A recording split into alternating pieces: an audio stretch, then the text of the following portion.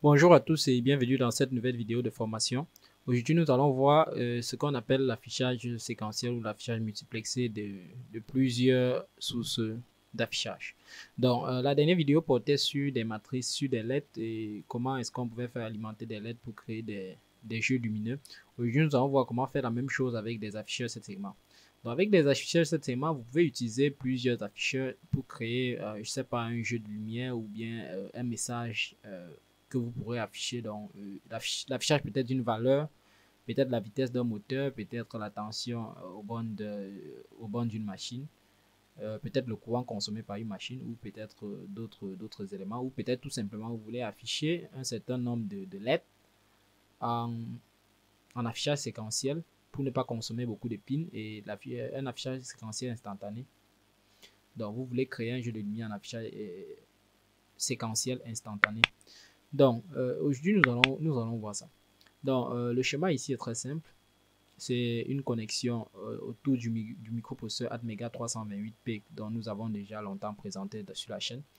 Donc là, on a le circuit de reset et le circuit d'oscillation.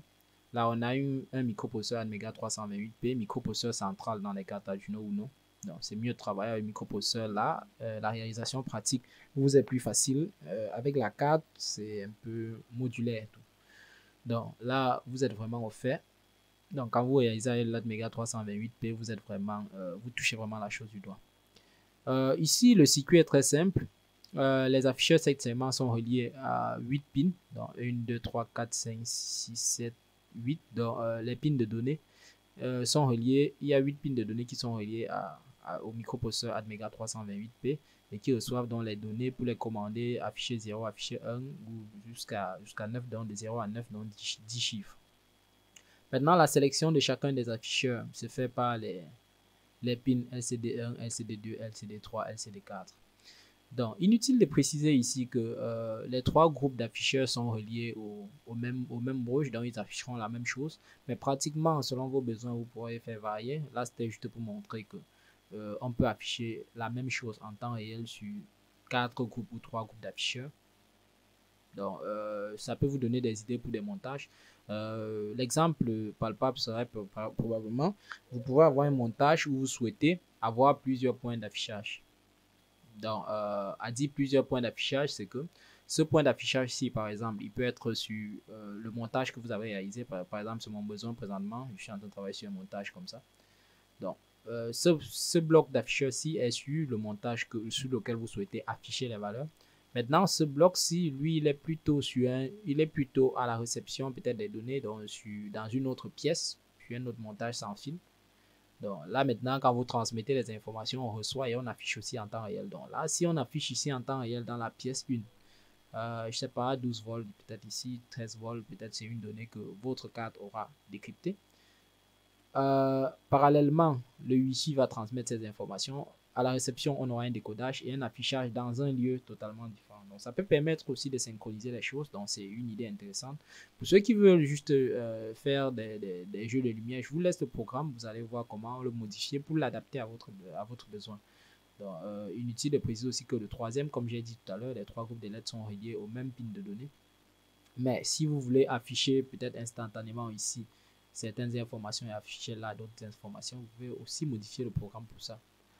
C'est très possible et c'est très faisable. Mais là, vous devrez utiliser quelques interruptions. Là, le programme que je vous propose aujourd'hui n'utilise pas d'interruption. Il n'y a pas d'interruption, il n'y a pas à dire que le programme sera complexe et ainsi de suite. Donc, c'est un programme standard. Maintenant, ceci étant dit, le programme étant donc simple, là, on va afficher une valeur. Donc, on va afficher une valeur tout simplement. Partant de 100 en 100, partant de 100 en 100, probablement jusqu'à 2000, ça recommence à 0. Donc là, c'est un programme basique juste pour voir l'affichage. Donc, je ne pense pas qu'il y a un souci. Vous pouvez changer, afficher les 10 en 10. Donc là, je vais appuyer sur un bouton, ça va incrémenter la valeur. C'est juste pour vous montrer qu'il y a moyen d'afficher toutes les valeurs. Maintenant, dans un programme qui fonctionne indépendamment, à l'exemple d'une lecture, par exemple, de tension, si vous lisez une tension, par exemple, sur un montage annexe, je ne sais pas qui serait situé là, pour l'afficher, votre carte va la traiter et l'afficher, vous n'aurez pas besoin de cet artifice.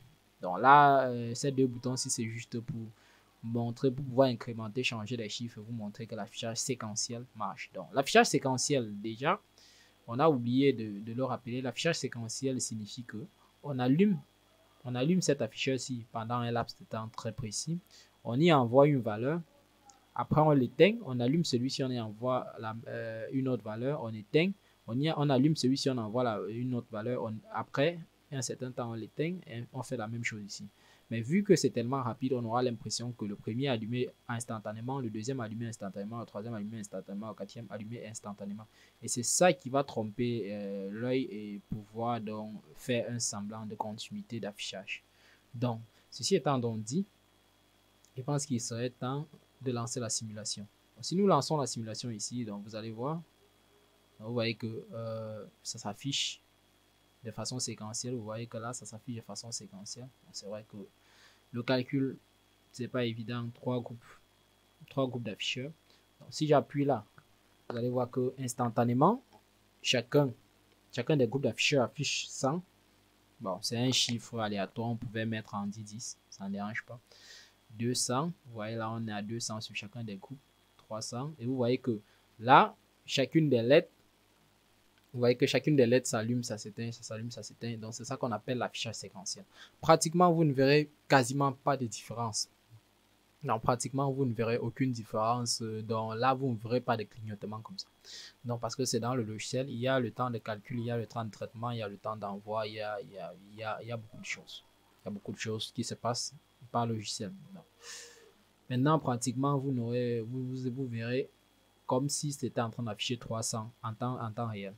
Donc là, vous pouvez encore faire monter 400, 500, 600, 700. Donc là, je peux stopper. Pour ceux qui, par exemple, là, je suis dans le programme. J'ai dit l'affichage était de 100 en 100. Pourquoi pas? Je peux changer et mettre l'affichage peut-être de 10 en 10 pour que vous puissiez un peu voir. De 10 en 10. Donc là, je peux enlever ça.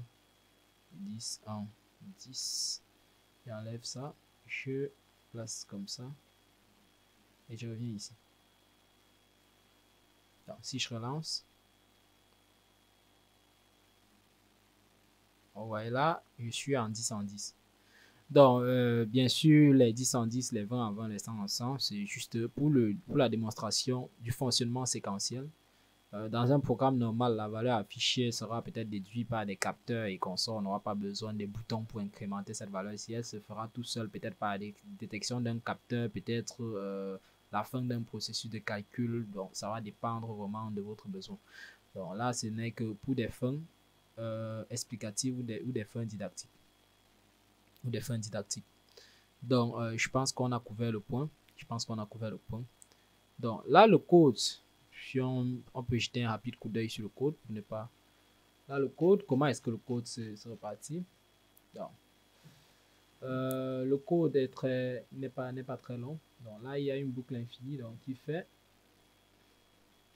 Il y a une boucle infinie qui effectue le traitement donc, de la valeur affichée qui fait la conversion décimale binaire. Donc, notre code effectue la conversion binaire décimale donc, automatiquement et du nombre affiché. Donc, par exemple, là, si on a un nombre affiché peut-être qui est de 100, ce nombre affiché là, il va venir être traité ici, dans la fonction afficher nombre. Donc, on va traiter ce nombre-là, on va le décomposer en milliers, en centaines, en dizaines, en unités. Donc, et on va le décomposer, le traiter. Et en fonction du traitement, il y aura un affichage qui sera fait par afficheur. Donc, par exemple, vous voyez que là, si le traitement a trouvé que le nombre, je ne sais pas, peut-être des... Donc, je ne sais pas si on est là sur le nombre switch K0. Donc, si le traitement, vous voyez que si on est là sur le traitement des milliers, on peut afficher, par exemple, 0, on peut afficher 1, on peut afficher 2, on peut afficher 3. Donc, ça va dépendre du traitement. On peut faire le traitement de la case des milliers, case des centaines, case des dizaines, case des unités, ainsi de suite, ainsi de suite, ainsi de suite, ainsi de suite. Donc, là, vous voyez que là, on affiche 8, là, on affiche 9. Maintenant, ça dépend si on est sur la case des dizaines, des centaines, des unités, des milliers.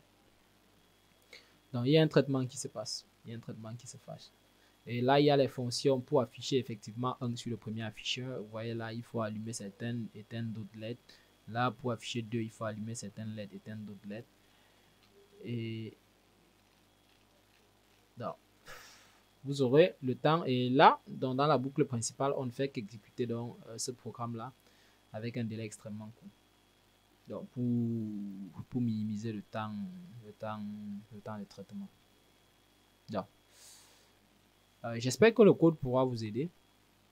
Donc, le code de l'afficheur séquentiel, lui, il est très simple. Tout ce que vous aurez à faire, c'est d'ajouter votre fonction que vous souhaitez donc étudier ou peut-être votre processus que vous souhaitez afficher, donc votre information que vous souhaitez afficher. Vous n'aurez qu'à l'ajouter au code et cette information sera affichée. Donc là, je vous ai dit mon besoin était d'afficher d'abord dans un premier endroit et d'afficher dans un second endroit. Donc là, vous voyez qu'avec le code, la même information sera affichée en temps réel dans les deux endroits, ce qui me correspond donc pour mon projet de transmission sans fil. Donc, je vous remercie d'avoir regardé la vidéo jusqu'ici. Je vous dis à très bientôt pour de nouveaux contenus. En attendant, portez-vous bien.